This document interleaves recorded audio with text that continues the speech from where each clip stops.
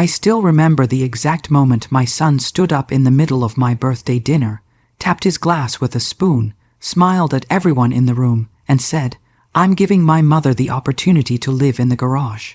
The room went silent. Forks froze midair. Someone actually laughed, thinking it was a joke. I didn't. I felt my chest tighten, my face burn, and my heart drop straight into my stomach. This was my birthday. My own son had just announced this in front of my family, friends, and neighbors like it was some kind of generous gift. So tell me honestly, if you were sitting there in my place, would you have stayed quiet, or would you have done something you can't take back?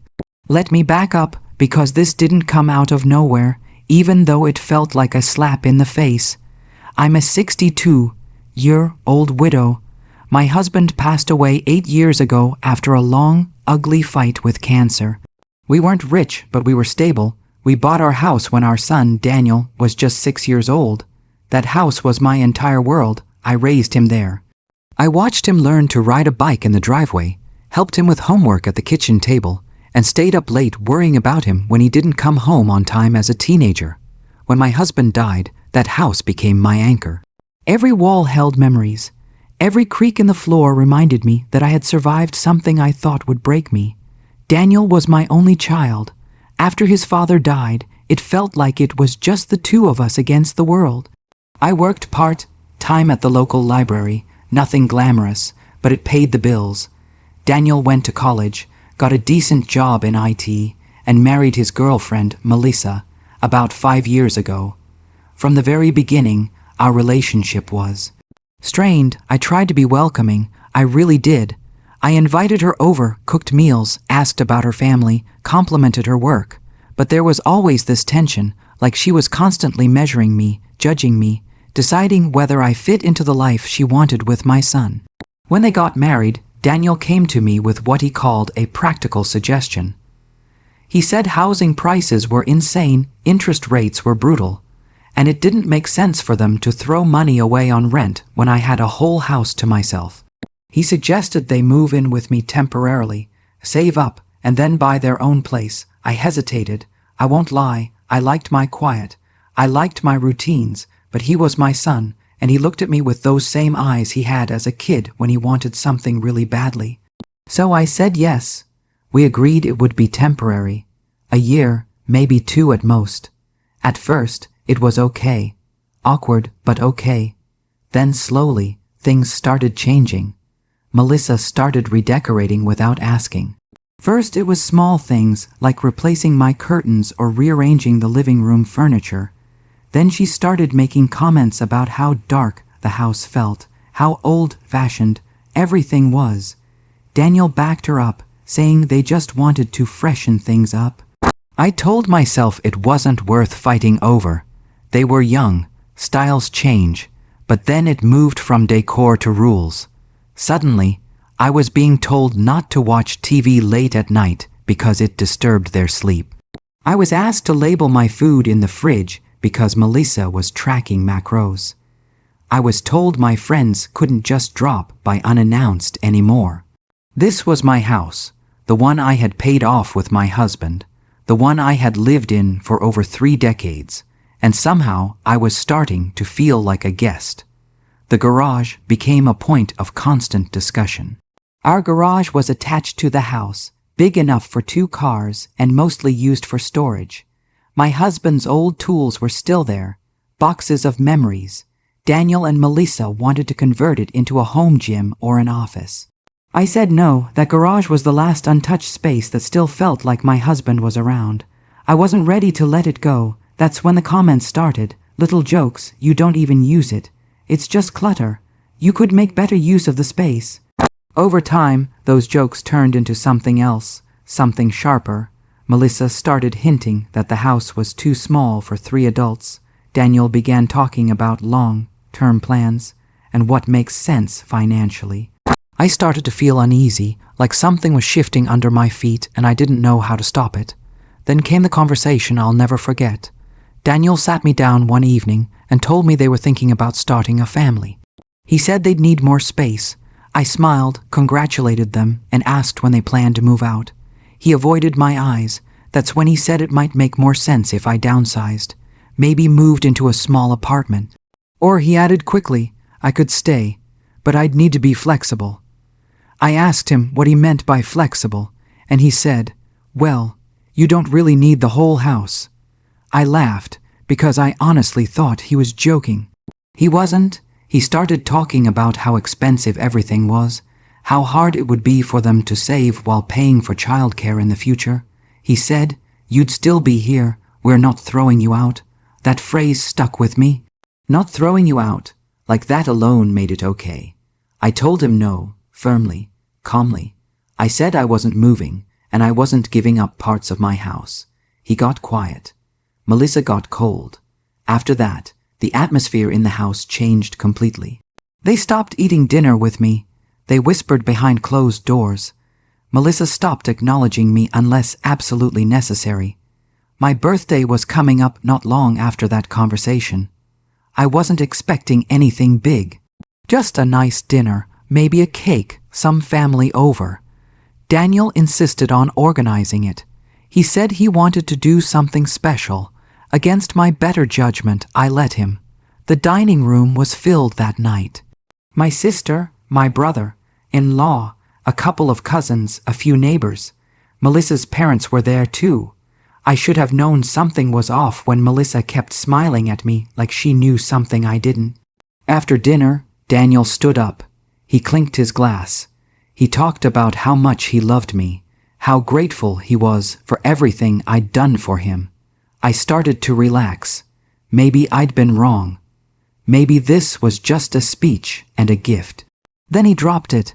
He announced proudly that they had come up with a solution that worked for everyone. He said they were giving me the opportunity to live in the garage, which they would renovate into a cozy studio, so they could have the main house to themselves as they prepared to start a family. I didn't even know how to react at first. I felt humiliated. Everyone was staring at me, waiting for my response. Some looked uncomfortable. Others looked curious. Melissa's mother actually nodded like this was reasonable. Daniel looked at me like he was expecting gratitude, like I should stand up and thank him for his generosity. I excused myself and went to the bathroom. I locked the door and stared at myself in the mirror. I barely recognized the woman looking back at me. I thought about my husband, about everything we'd built, about how I had let this situation spiral so far out of control. And that's where I'll pause for now, because this was the moment everything changed, and the choice I made next would affect all of our lives forever. I stood there in that bathroom for what felt like forever, listening to the muffled sound of laughter and clinking glasses on the other side of the door. And something inside me finally snapped into place. Not rage, not even sadness at first, but a strange, crystal, clear calm. I remember thinking, so this is how it ends, not with a scream or a fight, but with my own son offering me the garage like I was some inconvenient piece of furniture that needed to be stored out of sight. I washed my hands slowly, looked at my reflection one last time, and told myself that whatever happened next, I was done shrinking. But before I tell you exactly what I did, I want you to really picture this moment. Imagine your child, the person you sacrificed years of your life for, announcing something like that in front of everyone you know. Would you have swallowed it and smiled, or would you have finally chosen yourself? When I walked back into the dining room, the conversation had resumed in that awkward, forced way people talk when they're pretending nothing uncomfortable just happened. Daniel was mid-sentence explaining to my brother-in-law how the garage conversion wouldn't even cost that much.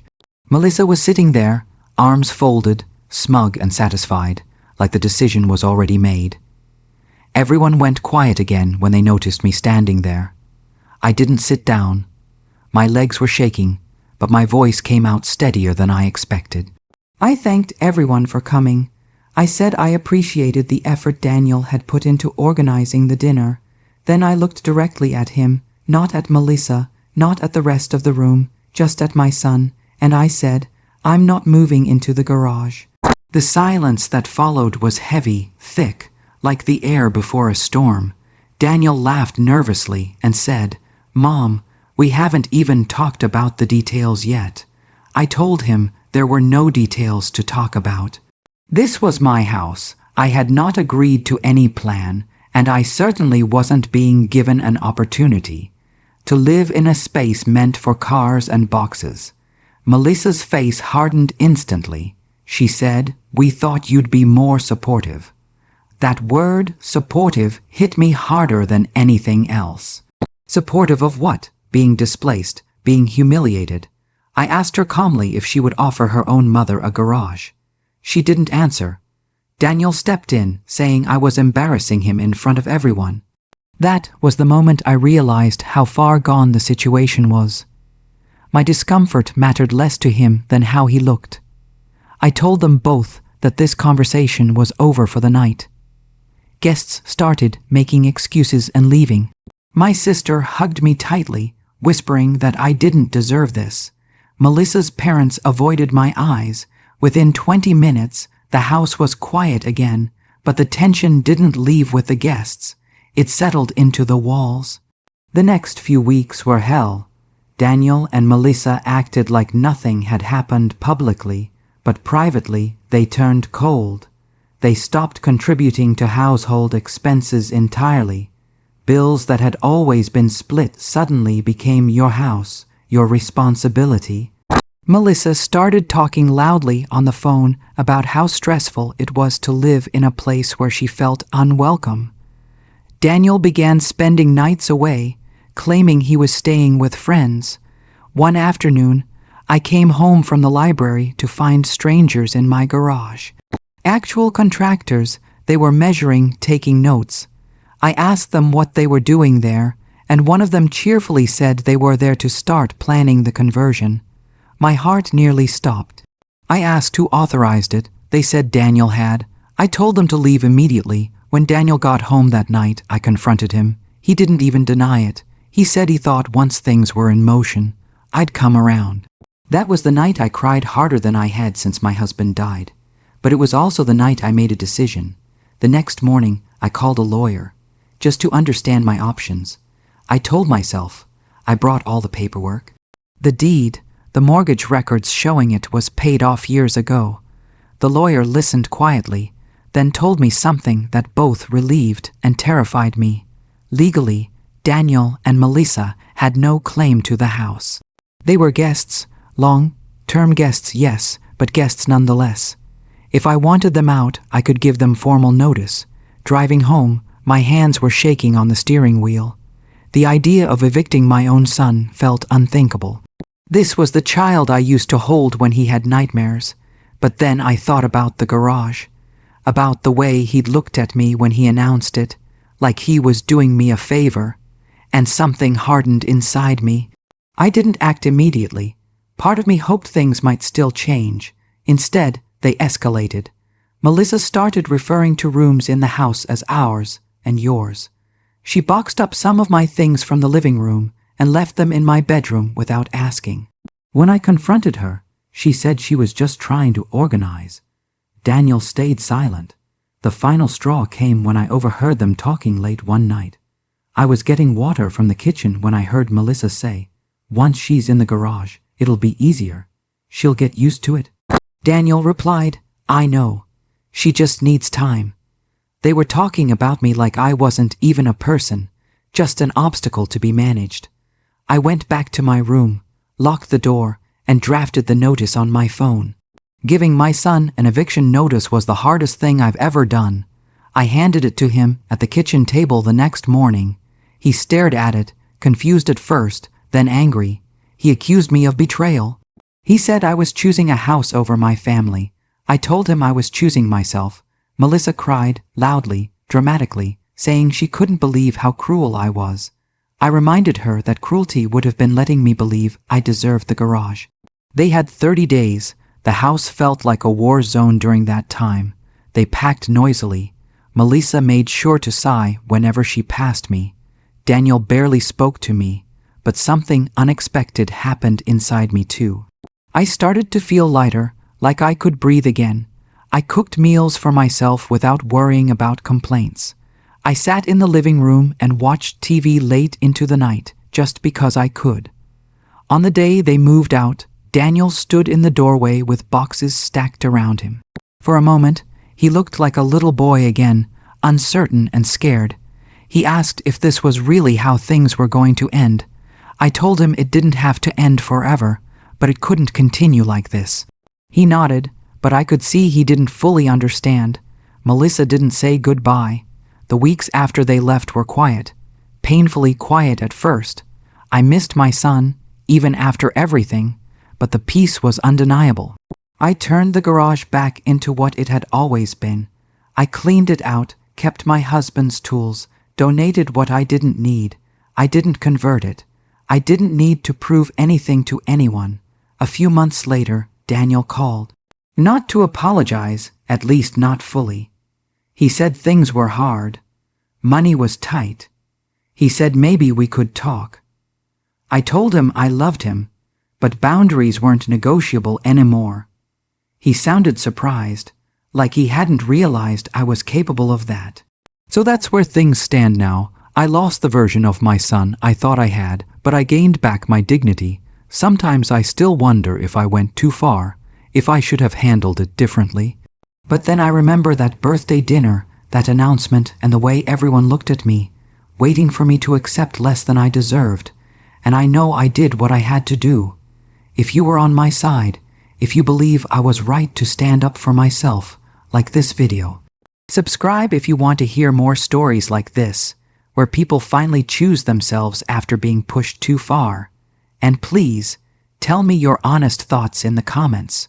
Was I wrong, or would you have done the same? I'll see you all in the next story.